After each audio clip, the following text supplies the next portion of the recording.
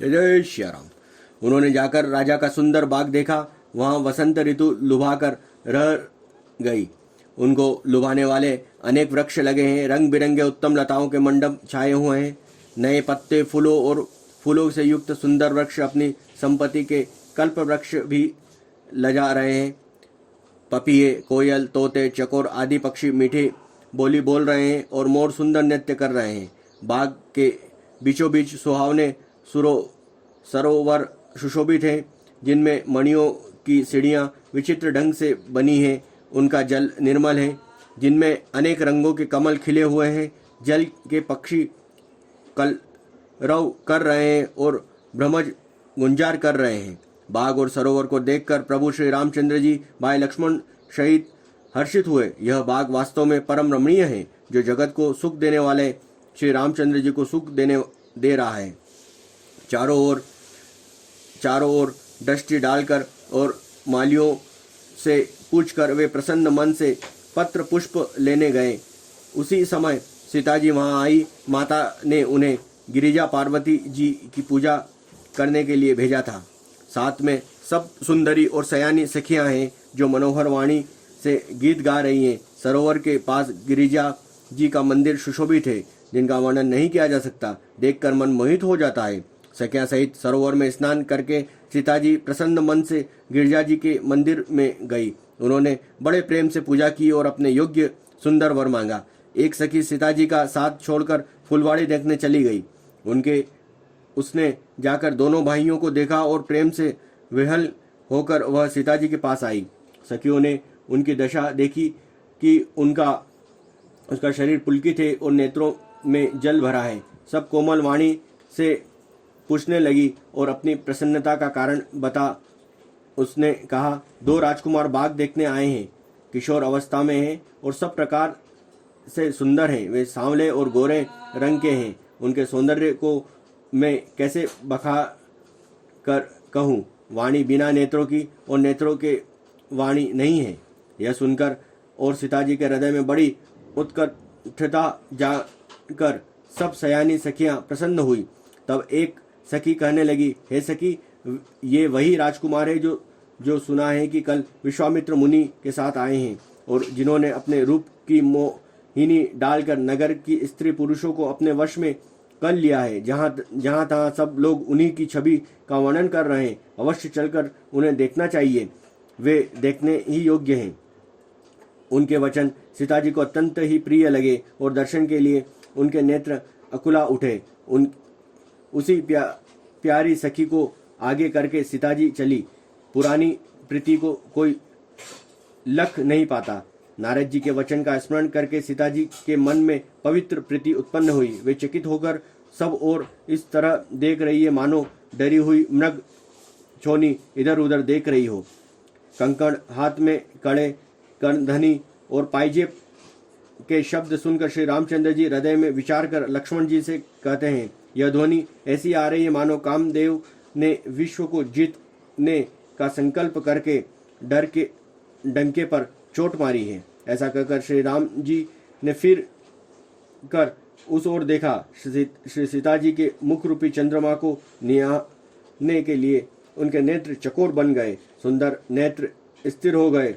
टकटकी लग गई, मानो निमि जनक जी के पूर्वज ने उनका सबके पलकों में निवास माना गया है।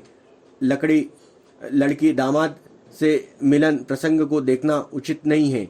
इस भाव से सकुचाकर पल में छोड़ दी और पलकों में रहना छोड़ दिया, जिससे पलकों का गिरना रुक गया। सीता जी की शोभा देखकर श्री रामचंद्र जी बड़ा सुख पाया। हृदय में वे उनकी सराहना करते हैं, किंतु मुख से वचन नहीं निकलते।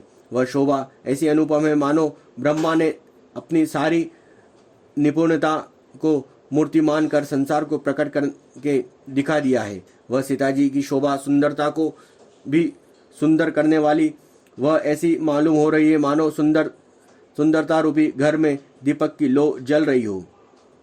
अब तक सुंदरता रूपी भवन में अंधेरा था। वह भवन मानो सीता जी की सुंदरता रूपी दीप शिखाओं को पाकर जगमगा उठा हो, पहले से भी अधिक सुंदर और हो गई है। सारी उपमाओं को कवियों ने झूठा कर रखा है। मैं जनक नंदनी श्री सीता जी को किस से उपमा दूं? इस प्रकार हृदय में सीता जी की शोभा का वर्णन करके और अपनी दशाओं को विचार कर प्रभु श्री रामचंद्र जी पवित्र मन से अपने छोटे भाई लक्ष्मण से समयानुकूल वचन बोले। हे तात, यह वही जनक जी की कन्या है जिसके लिए धनुष यज्ञ हो रहा है। सखियों इसे गौरी पूजन के लिए ले आई है। यह फुलवाड़ी में प्रकाश करती हुई फिर रही है, जिनकी अलौकिक सुंदरता देखकर स्वभाव से ही पवित्र मेरा मन शुद्ध हो गया है। वह सब कारण अथवा उनका सबका कारण तो विधाता जाने, किंतु हे भाई सुनो, मेरी मंगलदायक दाहिनी अंग फड़क रहे हैं।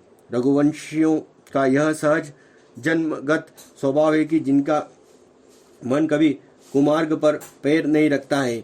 मुझे तो अपने मन का अत्यंत ही विश्वास है कि जिससे जागृत की कौन कहे, स्वप्न में भी पराय स्त्री पर दृष्टि नहीं डाली है।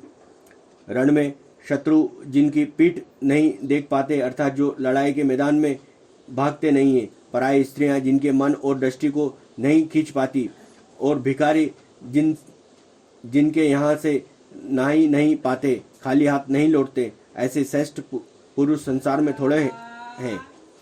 यो श्री रामचंद्र जी छोटे भाई से बातें कह रहे थे, पर मन सीता जी के रूप में लुभाया हुआ था। उनके मुख रूपी कमल के छवि रूप मकरंद रसों को भोरे की तरह पी रहा था। सीता जी चकित होकर चारों ओर देख रही थी। मन इस बात की चिंता कर रहा था कि राजकुमार कहाँ चले गए।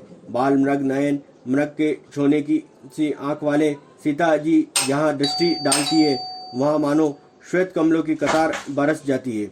सब सखियों ने लता की ओट में सुंदर श्याम और गौर कुमार को दिखलाया। उनके रूप को देखकर नेत्र ललचा उठे। वे ऐसे प्रसन्न हुए मानो उन्होंने अपनी खजाना पहचान लिया हो। श्री रघुनाथ जी की छवि देखकर नेत्र थकित निश्चल हो गए, पलकों में भी गिरना छोड़ दिया। अधिक स्नेह के कारण शरीर विहल बेकाबू हो गया, मानो शरद ऋतु के चंद्रमा की चकोर बहसूद हुई देख रही हो। नेत्रों के रास्ते श्री राम जी के हृदय में लाकर चतुर शिरोमणि जानकी के पल को किवाड़ लगा दिया, अर्थात नेत्र मुनकर उनका ध्यान करने लगी। जब सखियों ने सीता जी को प्रेम के वश में जाना, तब वे मन में सकुचा गई और कुछ कह नहीं सकती है। उसी समय दोनों भाई लता मंडप कूच में से प्रकट हुए। दोनों को मानो दो निर्मल चंद्रमा बादलों के पर्दे को हटाकर निकले हो। दोनों सुंदर भाई शोभा की सीमा है। उनके शरीर की आभा नीले और पीले कमल सी है। सिर पर सुंदर मोर पंख सुशोभित है। उनके बीच बीच में फूलों की कलियों के गुच्छे लगे हैं। बोलो श्यावर रामचंद्र की जय, पवन पुत्र हनुमान की जय, जय जय महादेव की जय, जय सिया राम, जय सिया राम, जय जय सिया राम। यह समाचार सुनकर मुनियों का शत्रु क्रोधी राक्षस मारीच अपने सहायकों को लेकर दौड़ा। श्री रामचंद्र जी ने बिना फल वाला बाण उसको मारा, जिससे वह 100 योजन के विस्तार वाले समुद्र के पार जा गिरा। फिर सुबाहु को अग्निबाण मारा। इधर छोटा भाई लक्ष्मण जी ने राक्षसों की सेना का संहार कर डाला। इस प्रकार श्री रामचंद्र जी ने राक्षसों को मारकर ब्राह्मणों को निर्भय कर दिया। तब सारे देवता और मुनि स्तुति करने लगे। श्री रघुनाथ जी ने वहां कुछ दिन और रहकर ब्राह्मणों पर दया की। भक्ति के कारण ब्राह्मणों ने उन्हें पुराणों की बहुत सी कथाएं कही, यद्यपि प्रभु सब जानते थे। तदंतर मुनि ने आदरपूर्वक समझाकर कहा, हे प्रभु, चलकर एक चरित्र देखिए। रघुनाथ जी के स्वामी श्री रामचंद्र जी धनुष यज्ञ की बात सुनकर मुनि श्रेष्ठ विश्वामित्र के साथ प्रसन्न होकर चले। मार्ग में एक आश्रम दिखाई पड़ा। वहां पशु पक्षी कोई भी जीव जंतु नहीं था। पत्थर की एक शिला थी। देखकर प्रभु ने पूछा। तब मुनि ने विस्तार पूर्वक सब कथा कही। गौतम मुनि की स्त्री अहिल्या शापवश पत्थर की देह धारण किए बड़े धीरज से आपके चरण कमलों की धूलि चाहती है। हे रघुवीर, इस पर कृपा कीजिए। श्री राम जी के पवित्र और शोक को नाश करने वाले चरणों का स्पर्श पाते ही सचमुच वह तपोमूर्ति अहिल्या प्रकट हो गई। भक्तों को सुख देने वाले श्री रघुनाथ जी को देखकर वह हाथ जोड़कर सामने खड़ी रह गई। अत्यंत प्रेम के कारण वह अधीर हो गई।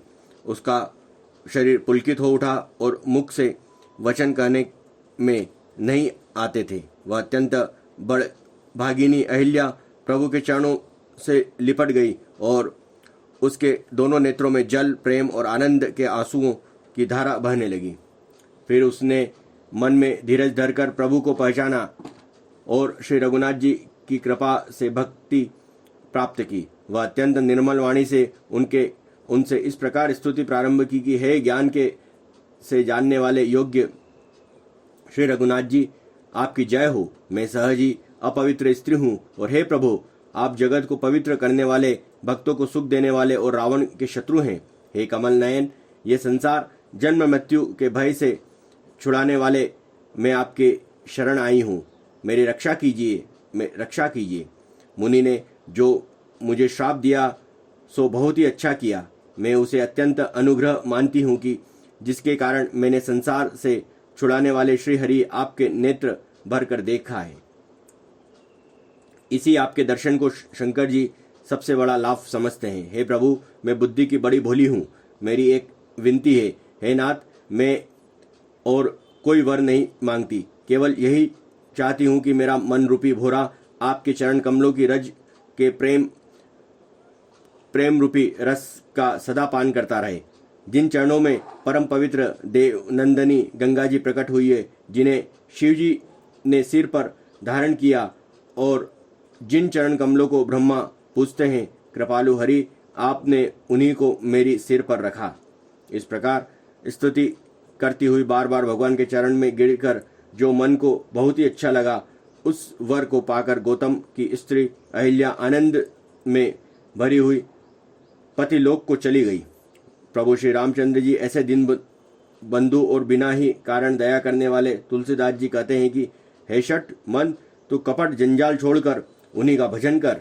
मास परायण 7वां विश्राम। बोलो श्यावर रामचंद्र की जय, पवन पुत्र हनुमान की जय। चले राम लक्ष्मण मुनि संगा, गए जहाँ जग पावनी गंगा। गांधी सुनी सब कथा सुनाई, जही प्रकार सुरसरी मनि आई। श्री रामचंद्र जी और लक्ष्मण जी मुनि के साथ चले। वे वहां गए जहां जगत को पवित्र करने वाली गंगा जी थी। महाराज गांधी के पुत्र विश्वामित्र जी ने वह सब कथा कह सुनाई। जिस प्रकार देव नंदी गंगा जी पृथ्वी पर आई थी, तब प्रभु ने ऋषियों सहित गंगा जी में स्नान किया। ब्राह्मणों ने भांति भांति के दान पाए। फिर मुनि वृंद के साथ वे प्रसन्न होकर चले और शीघ्र ही जनकपुरी के निकट पहुंच गए। श्री रामचंद्र जी ने जब जनकपुरी की शोभा देखी, तब वे छोटे भाई लक्ष्मण सहित अत्यंत हर्षित हुए। वहां अनेकों बावड़ियां, कुएं, नदी और तालाब हैं, जिनमें अमृत के समान जल और मणियों की सीढ़ियां बनी हुई हैं। मकरंद रस से मत वाले होकर भोरे सुंदर गुंजार कर रहे हैं। रंग बिरंगे बहुत से पक्षी मधुर शब्द कह रहे हैं। रंग रंग में के कमल खिले हैं। सदा सब ऋतुओं में सुख देने वाले शीतल मंद और सुगंधित पवन बह रही है। पुष्पवाटिका, फुलवारी, बाग और वन, जिनमें बहुत से पक्षियों का निवास है, फूलते फूलते और सुंदर पत्तों से लदे हुए नगर के चारों ओर सुशोभित हैं। नगर की सुंदरता का वर्णन करते नहीं बनता। मन जहाँ जाता है वहीं लुभा जाता है, रम जाता है। सुंदर बाजार है, मणियों के बने हुए पवित्र धज्जे हैं, मानो ब्रह्मा ने उन्हें अपने हाथों से बनाया है। कुबेर के समान श्रेष्ठ धनी व्यापारी सब प्रकार की अनेक वस्तुएं लेकर दुकानों में बैठे हैं। सुंदर चौराहे और सुहावनी गलियां सदा सुगंध से सिंची रहती है। सबके घर मंगलमय हैं और उन पर चित्र कड़े हुए हैं, जिन्हें मानो कामदेव रूपी चित्रकार ने अंकित किया है। नगर के सभी स्त्री पुरुष सुंदर, पवित्र, साधु स्वभाव वाले, धर्मात्मा, ज्ञानी और गुणवान हैं। जहाँ जनक जी का अत्यंत अनुपम सुंदर निवास स्थान महल है, वहाँ के विलास ऐश्वर्य को देखकर देवता भी थकित स्तंभित हो जाते हैं। मनुष्य की तो बात ही क्या, कोट राजमहल के परकोटे को देखकर चित्त चकित हो जाता है। ऐसा मालूम होता है मानो कि उनमें समस्त लोगों की शोभा को रोक घेरे रखा है।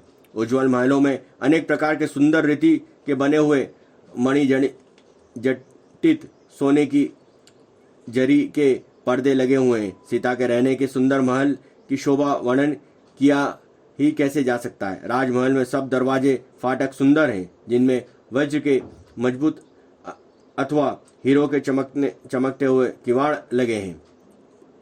वहाँ मातहत राजाओं, नटों, मगधों और भाटों की भीड़ लगी रहती है। घोड़ों और हाथियों के लिए बहुत बड़ी बड़ी घोड़शालाएं और गजशालाएं, फिलखाने बने हुए हैं, जो सब समय घोड़े, हाथी और रथ भरी रहते हैं। बहुत से शूरवीर मंत्री और सेनापति हैं। उन सबके घर की राजमहल सरीके ही हैं। नगर के बाहर तालाब और नदी के निकट जहाँ तहाँ बहुत से राज लोग उतरे हुए हैं, डेरा डाले हुए हैं। वहीं आमों का एक अनुपम बाग देखकर, जहाँ सब प्रकार के सुविधे हैं और सब तरह के सुहावना था, विश्वामित्र ने कहा, हे सुजान रघुवीर, मेरा मन कहता है कि यही रहा जाए। कृपा के धाम श्री रामचंद्र जी बहुत अच्छा स्वामीन कहकर वहीं मुनियों के समूह के साथ ठहर गए। मिथिलापति जनक जी ने जब यह समाचार पाया कि महामुनि विश्वामित्र आए हैं, तब उन्होंने पवित्र हृदय से ईमानदार स्वामी भक्त मंत्री, बहुत से योद्धा, श्रेष्ठ ब्राह्मण, गुरु शतानंद और अपनी जाति के श्रेष्ठ लोगों को साथ लिया और इस प्रकार प्रसन्नता के साथ राजा मुनि स्वामी विश्वामित्र के से मिलने चले गए। बोलो सियावर रामचंद्र की जय, पवन पुत्र हनुमान की जय।